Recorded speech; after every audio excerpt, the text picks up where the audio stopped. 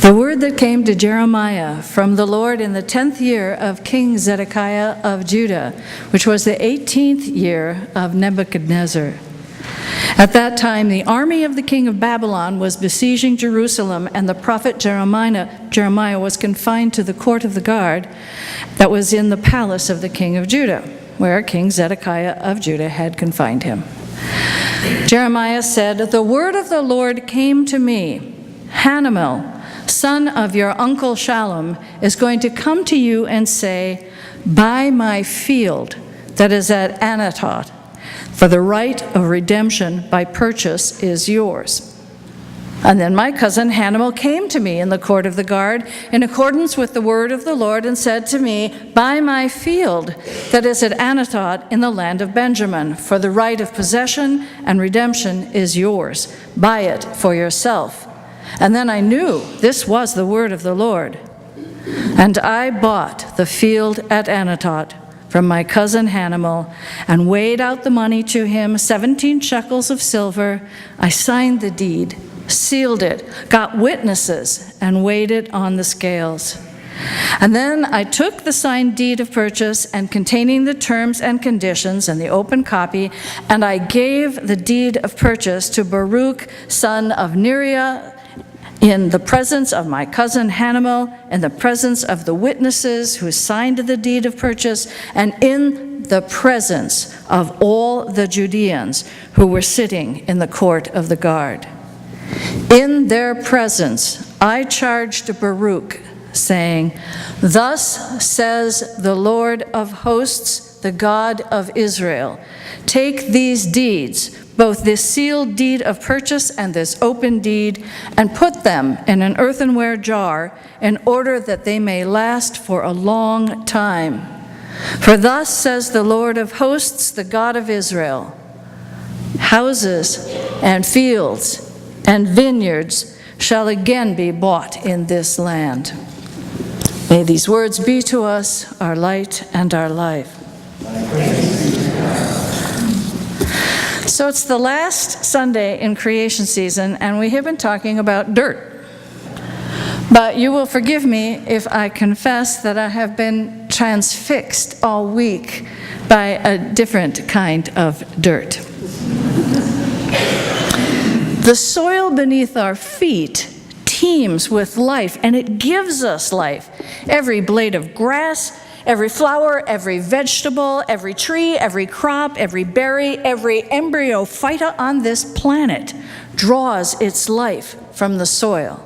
And all creatures of the land and the air are fed by the plants that grow in it. Dirt is life. Without it, we die. Then we come to that other kind of dirt. The dirt of drunken assault, an attempted rape to the soundtrack of laughter, the spectacle of a grown man yelling at senators and rolling his eyes, reminders of a crude video. You can do anything you want. You can grab. Two kinds of dirt. And my head turns back and forth between them like some crazy ping pong game. One gives life, the other mocks it.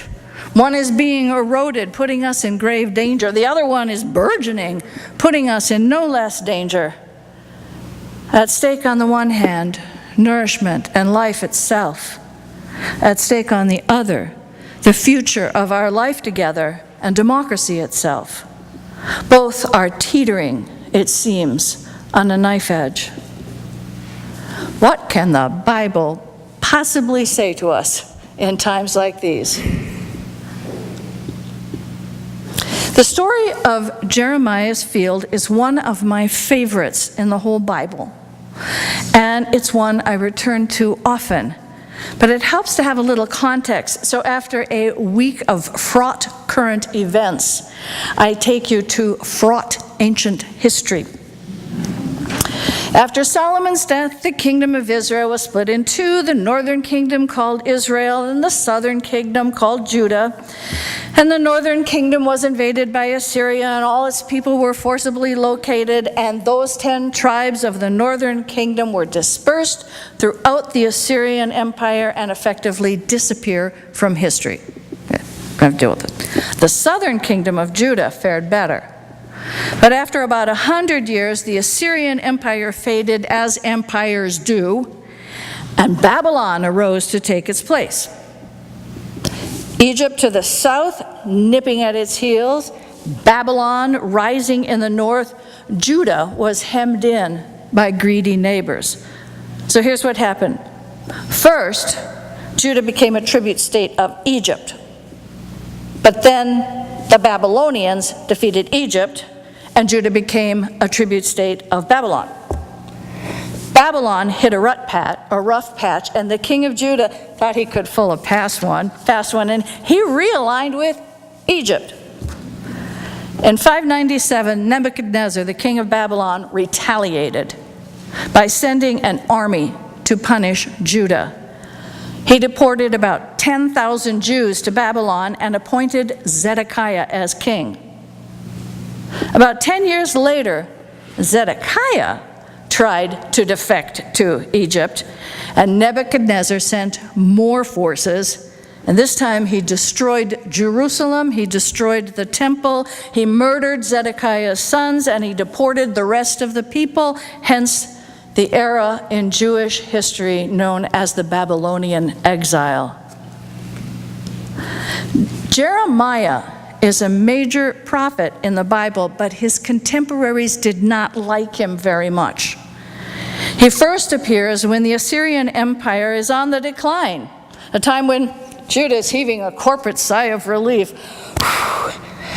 The Assyrian danger is past. It's a time of peace, a time to get rich and live well.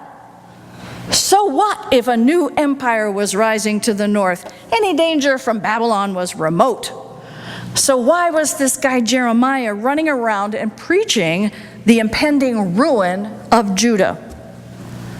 At one point, the people even give him the nickname Terror All Around, because all he talked about was doom and destruction. He said that the coming destruction of Judah was the fault of the king and the ruling class, that they were bringing it on themselves because of their lies and their policies that favored the rich, but that when ruin came, it would fall on all the people. He preached against social and economic injustices. He used horrific images of suffering in an effort to shake the people up and get their attention.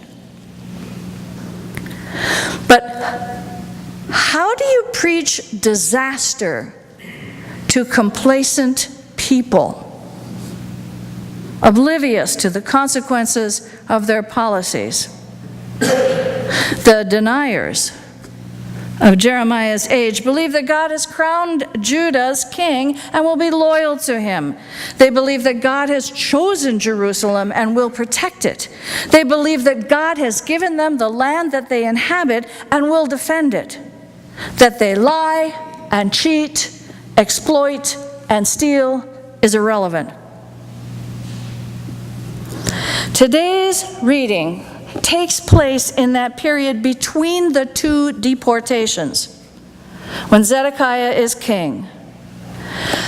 By now, enough has happened that the king shrewdly realizes that Jeremiah has a point. Does this mean that he listens to him? In a bluntly political move, the king confines Jeremiah so that the people will not be able to hear his warnings. Kind of like muzzling those scientists at the EPA.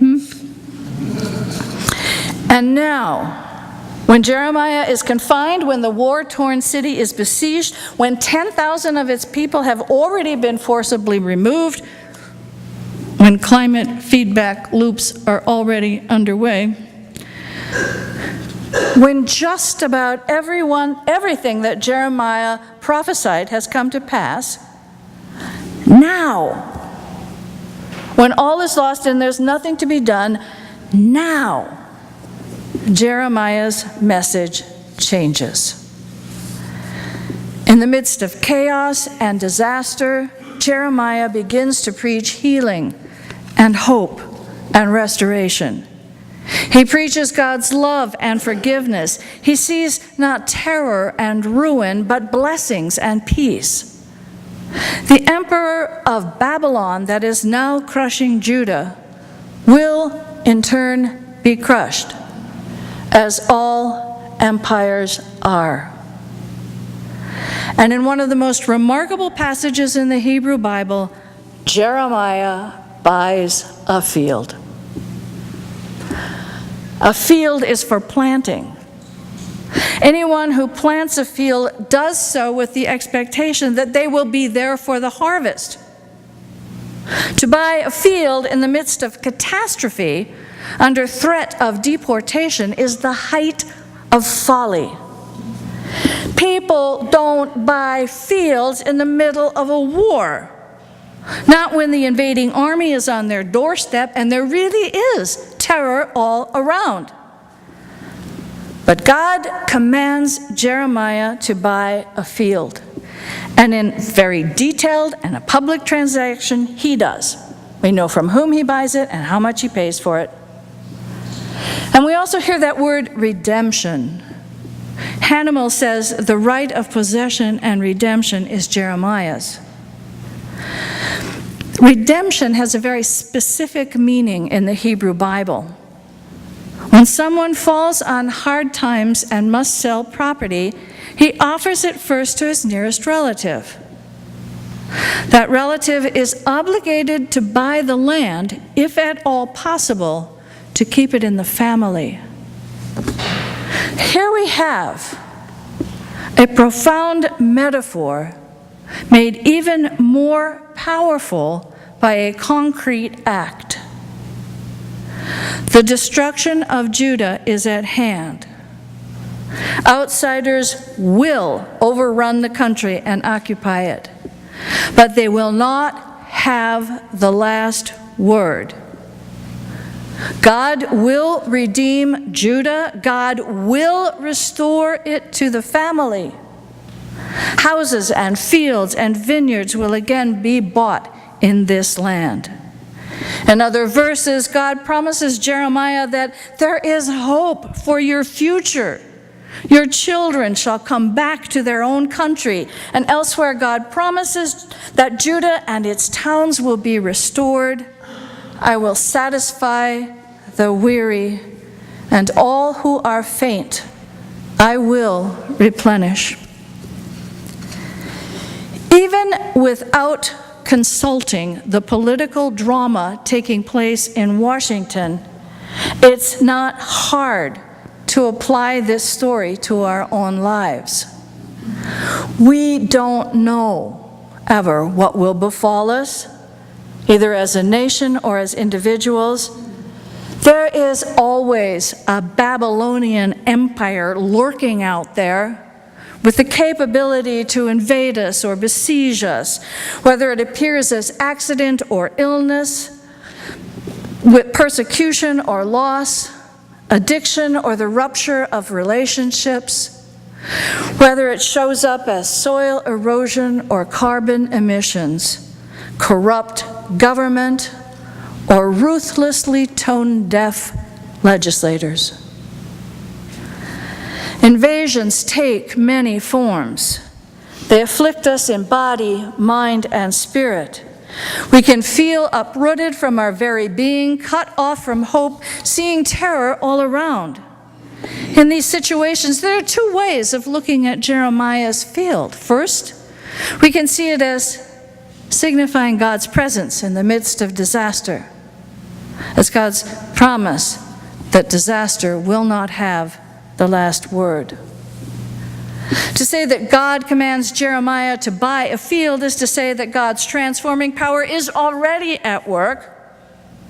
God has a vision of well-being for us and for the restoration of our planet and our souls. Things are already being put in motion to provide a different future for us, something beyond the present disaster. That's one.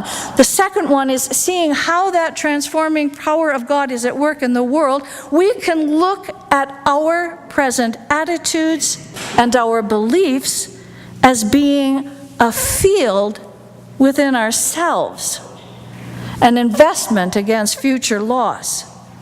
Our faith and our choices become the things we plant in the field of our very being, so that when trouble comes, we can harvest our faith and use it to sustain us.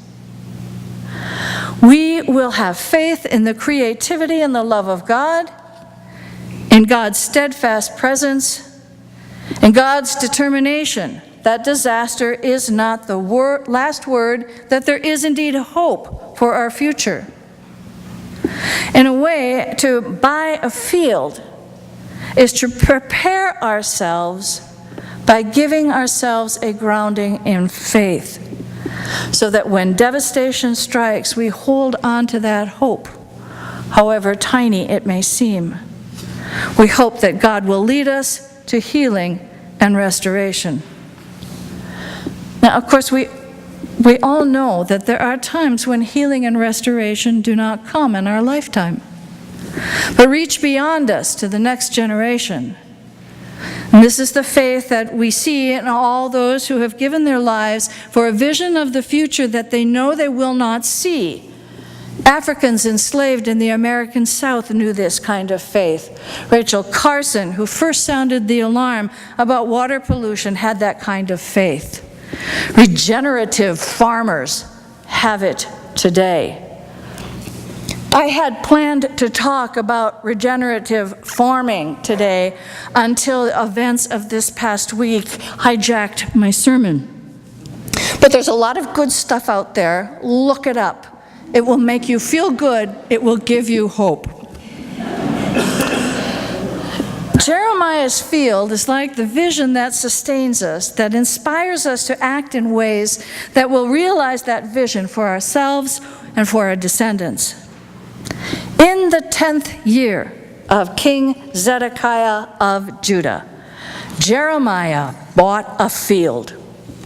The army of the king of Babylon was besieging Jerusalem, and Jeremiah was confined. And still, he bought a field, a concrete act of vision and hope. This creation season, we have focused on soil. We have learned about the creatures that burrow in it. We have learned about the microbial communication network that it houses, the seeds that it so carefully nourishes, and we have learned frightening things about its fragility and its depletion. In such a time as this, we can be like Zedekiah and deny what is happening around us. Or we can be like Jeremiah. That is, we can engage in concrete acts of vision and hope. For some of that, sticking to the soil side here, now some of this, we could buy organic. But not all of us can afford to buy organic. So how about this for one small concrete thing we can all do? About 1/3 of all food produced each year is wasted. Lost either in fields or trucks, or wasted in restaurants, supermarkets, or in our home kitchens. We can each do our bit by reducing our own food waste. One small act. Reducing food waste would protect wildlife habitats and reduce greenhouse gas emissions from landfills. Other small acts. We can be informed citizens and consumers. We can, maybe for the first time, actually read the farm bills that are proposed each legislative session. We can advocate for the soil, for regenerative farming, for farm-to-local grocery distribution networks. We can vote. So that's one approach to dirt. And now, alas, back to that other kind. The dirt coming out of Washington. But first, I suspect that the outpouring of rage from women across this country can be challenging to men. And so I want to say something very specific to the men who are here this morning. As Paul says, all have sinned and fallen short of the law, which is to say that all of us, men and women both, have said and done things that regret. So that's a given, that's understood. But with that understanding, here's what I want to say to you. You are men who are kind, intelligent, respectful. You are the kind of men that women like me can tell our truth to and know that we will be heard. We love you and we need you. So that sound that we all heard last week, the outraged bellow of elite white males, hearing the walls of their privilege crumbling. We know you heard it too.